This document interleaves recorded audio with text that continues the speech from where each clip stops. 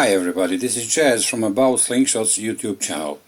In the first part of this video on external slingshot ballistics, we identified the elements or variables which determine the shape of ammo trajectory, and we covered only exit velocity and exit energy. In this video we are going to cover the rest of them: drag coefficient, silhouette, shooting angle, fork gate, air temperature, air pressure and air humidity as the elements of air density and gravity. Drag coefficient. According to Wikipedia, drag coefficient is a dimensionless quantity that is used to quantify the drag or resistance of an object in a fluid environment such as air or water. Basically, in our case, drag coefficient is a number which tells us to what degree the ammo is aerodynamic. And some examples of drag coefficients are: for bullets from 0.1 to 0.3, for round ball ammo 0.47, for long cylinder ammo 0.82, for cube ammo 1.05, and for short cylinder ammo 1.15. In essence, large drag coefficient such as this one, 1.15, means large drag or resistance, which in final analysis means shorter range. And one clarification for bullets. As we understand, a bullet is an object which flies along its axis and rotates along its axis. Of course, we don't shoot bullets from our slingshots, but it's good to have it here for comparison. Now let us see how they fly. Here I have a small table where I have drag coefficients of all these shapes: bullet, round ball, long cylinder, cube and short cylinder. They are of the same weight, 3.55 grams. Therefore, the drag coefficient or their aerodynamics is the only variable which is different among them. And in this first case, you see the bullet would go 316.87 meters of range and short cylinder only 99.98. But the graph is going to be more illustrative.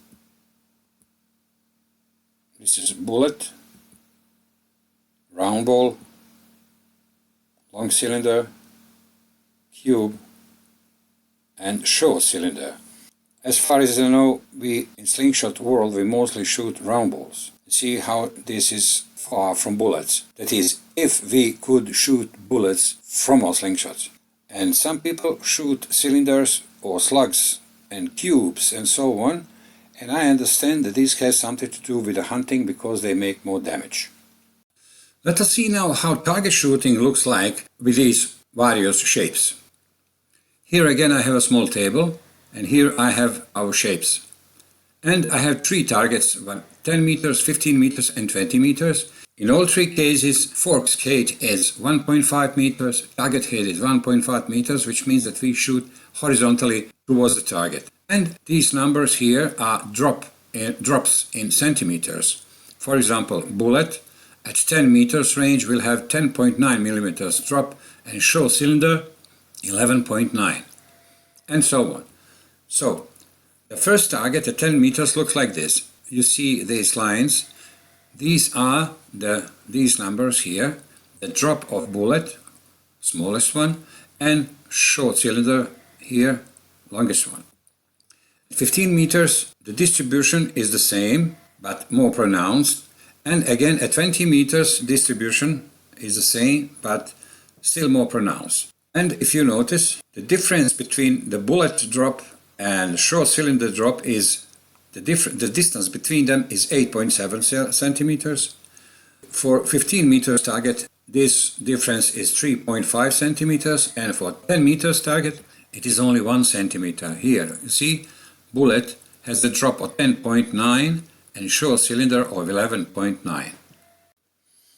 Silhouette, or reference area, or attack area as I also heard it is called, is the frontal area of the ammo, the one that comes in contact with the air, something like this. Most of the times, but not always, this is a cross-section of the object. For example, cross-section for the round ball is the area of a circle across its diameter, like this. And in the final analysis, large silhouette means large drag or air resistance, which means shorter range. Before we go on, I think that it is necessary that we discuss drag coefficient versus silhouette. If I have a bullet whose drag coefficient is 0.1, whose silhouette is 100 square millimeters, I can have also then a larger bullet whose drag coefficient is also 0.1, but whose surface area is 300 square millimeters. And I think now that this distinction is clear. Silhouette is a very powerful concept, and let me show how.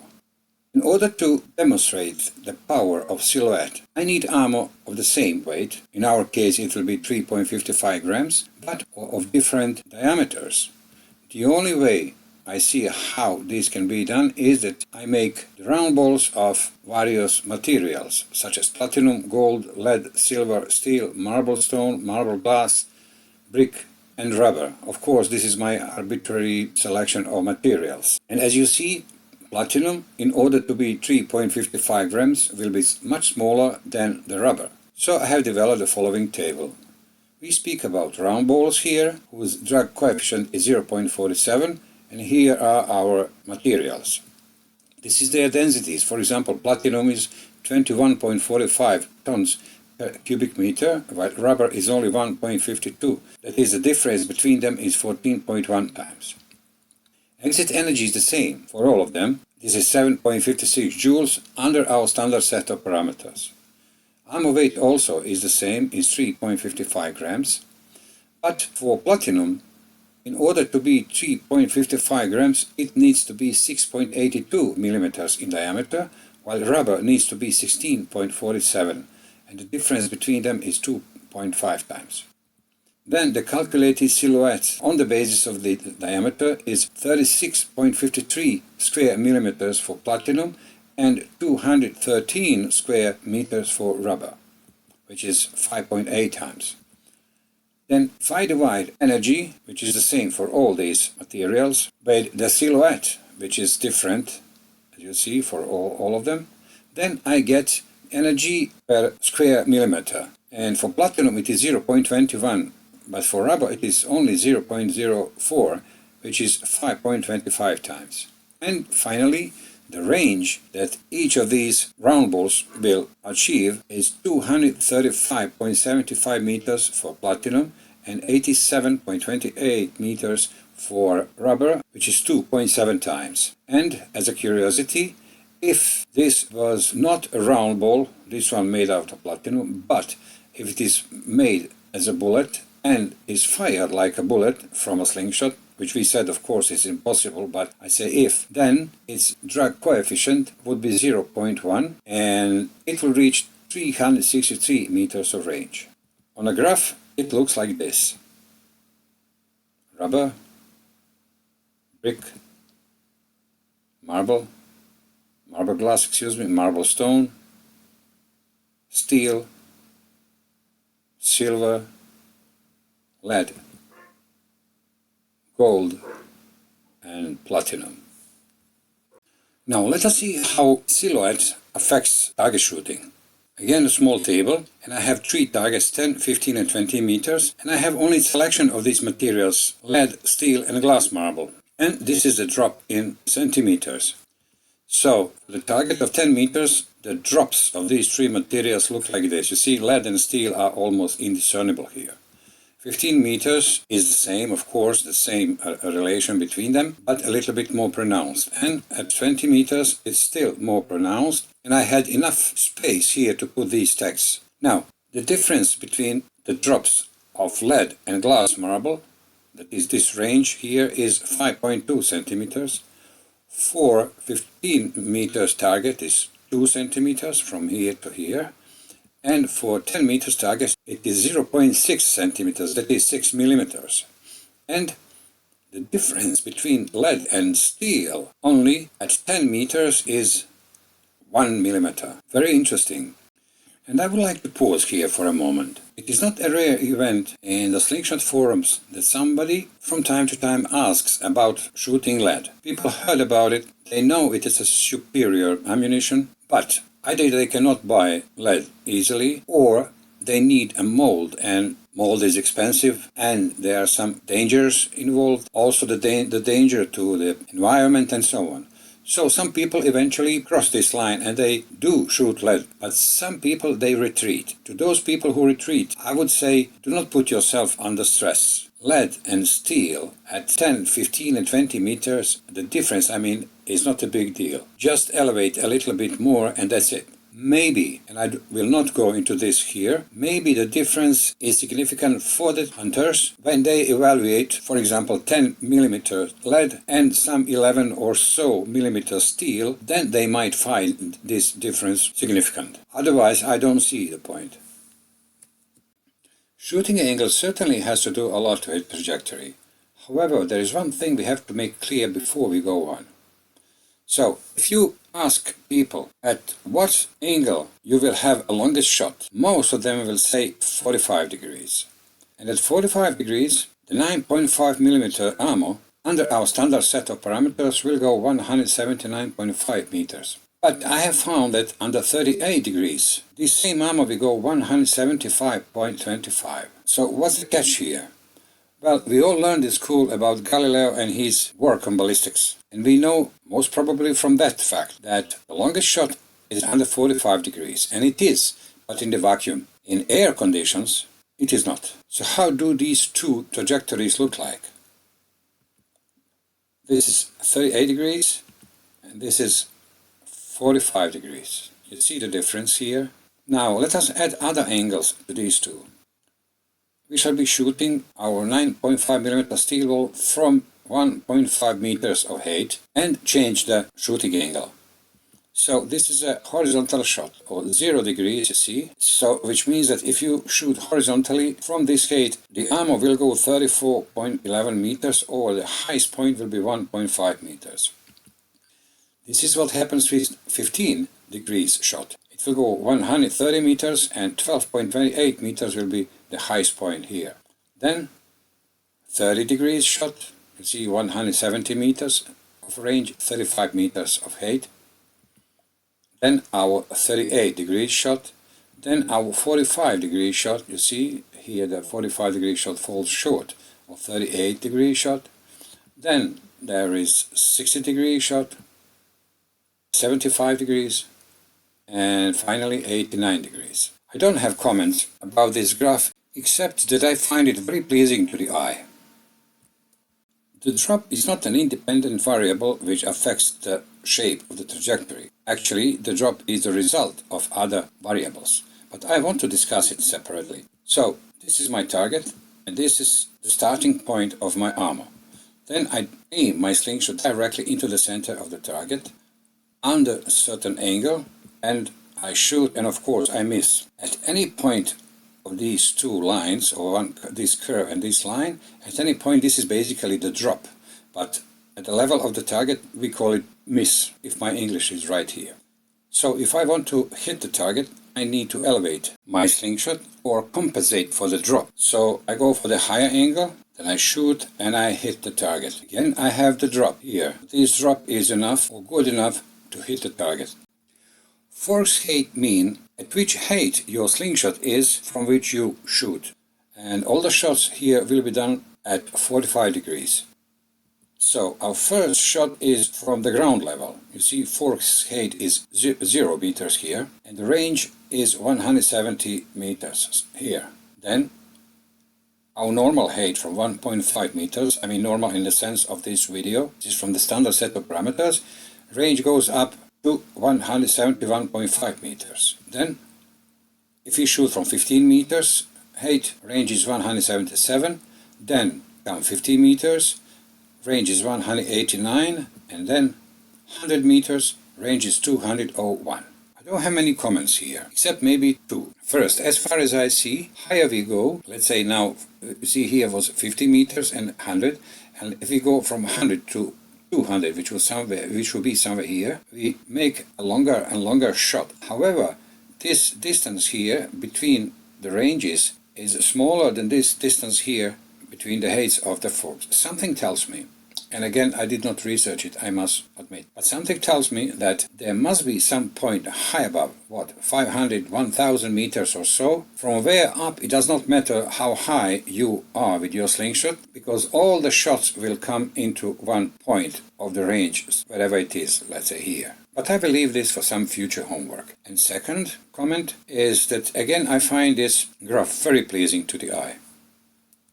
The story of air density goes something like this. When you shoot your ammo, it travels through the air and then it confronts the air, or the air confronts your ammo, whatever you prefer. But air has density. In our case it is 1.181 kilos per cubic meter. And as we said earlier, air density is a composite value of air temperature, air pressure, and humidity. So let us examine each of these. For air temperature, I have minus 20 degrees Celsius, 0 and 20 degrees Celsius. The range at minus 20 degrees Celsius is 157.9 meters, and at 20 it is 171.5, which means that as air temperature goes up, range goes up. Here I owe you a clarification. This minus 20 degrees Celsius does not mean that you stand out in the cold with your rubber and shoot. Rather, you are sitting comfortably in your room, and suddenly you open the window, stretch your rubber, and bang, you shoot one shot, and it travels through the air, which is minus 20 degrees. And in this case, the difference between these two ranges is 13.6 meters. For air pressure, I have 0.92 bars, 1 bar, and 108 bars. At 0.92 bars, the range is 179.26, and for 108 bars, it is 164.47, which means that as air pressure goes up, range goes down. The difference here is negative difference of 14.79 meters. And finally, as for humidity, I have 30%, 50%, and 80% of humidity, and the range for 30% is 171.34, and for 80% it is 171.75, which means that as the humidity goes up, the range also goes up. At first I did not believe this. Actually, I did not know what to make out of this because I expected the opposite. However, found somewhere on the internet that water vapor molecules are less dense than the molecules of the air. And in this case, the difference is plus 0.45 meters or 41 centimeters. Let us now see what happens if we shoot our slingshot and there is no air around. So I have two situations here. Normal situation where there is air on, then situation where the air is off, actually the vacuum. And in the same time the gravity is on in both cases. So for air off situation I have the range of 435.96 meters. For air on situation I have, as we have seen before, 171.5 meters. Let us see how these two shots look like on the graph. This is an air off shot and this is an air on shot. Please note that this shot is not only larger than the air on shot, but it is symmetric, and this one is not. And let me show this on another graph. If I do my air on shot and then I scale down the air off shot, you see how air off shot is symmetric, or you see how air on shot goes to a certain point and then falls down faster than it went up. This had to do something with air resistance. Let me show another implication of this. The target height is crossed 2 times. Let me explain. I have the target at the distance of 15 meters and its height is 7 meters. And I make my shot to shoot the target, which means that I need the elevation of 21.154 degrees. Here is the target. You see, this is 15 meters and this is 7 meters of height. And as this ammo falls down, there's another point somewhere there which is of the same height as this one here, which means that if this was also a target, my ammo would shoot both targets at the very 7 meters point. And this happens somewhere at 141 meters from here.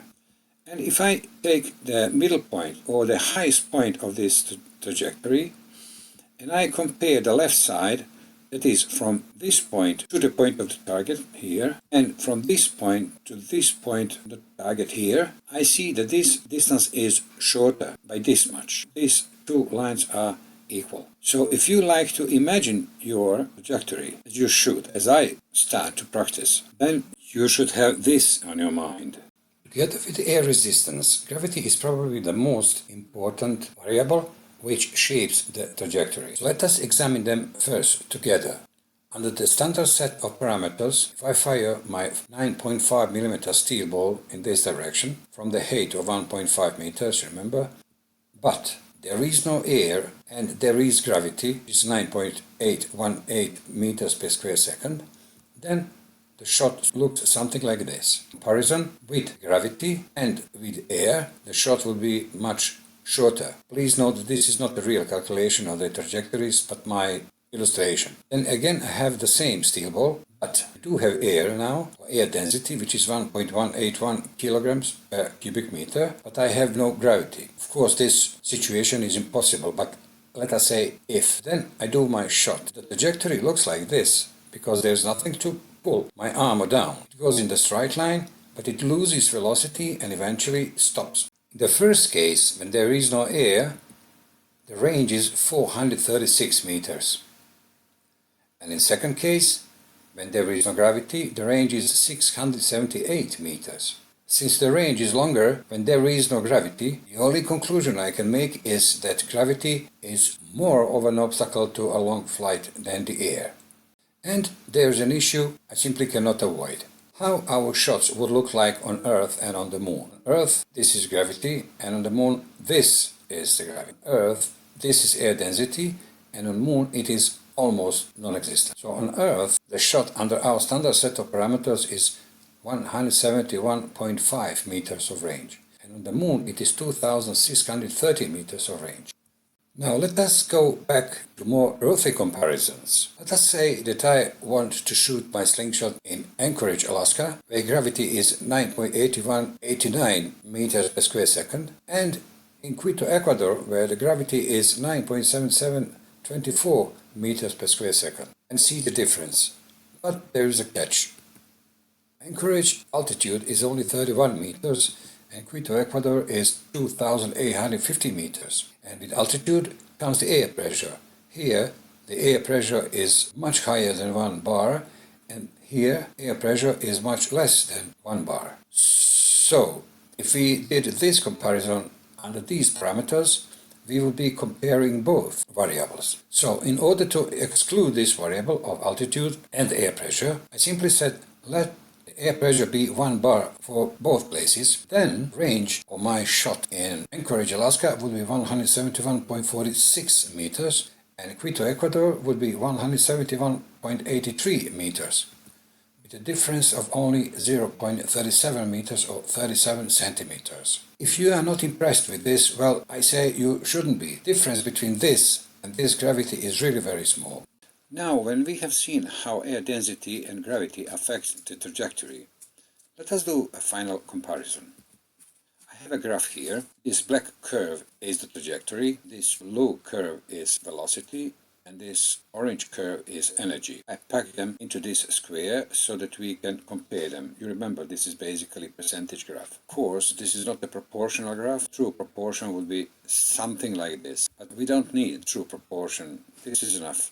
I need space here for 2 graphs. This graph relates to air-on situation. That is, this is a normal shot under our standard set of parameters. And as we have seen before, you see if this is the highest point trajectory, the left side and the right side are not the same. The right side is shorter or smaller if you want. While in the air-off situation, left and right side are identical. There are a couple of other things also that needs to be discussed. You see, as the armor goes up, velocity goes down in this case, but it does not come to its lowest point exactly under the highest point of trajectory, but with a certain lag to the right. And then, as the armor falls down and gains some acceleration, velocity goes up, energy goes up. In the air-off situation, similar things happen, but not identical. As the armor goes up, velocity goes down and energy goes down, and their lowest points are exactly under the highest point of the trajectory. And then, as the armor falls down, velocity goes up and energy goes up. In the first case, an air-on situation, the velocity never recovers its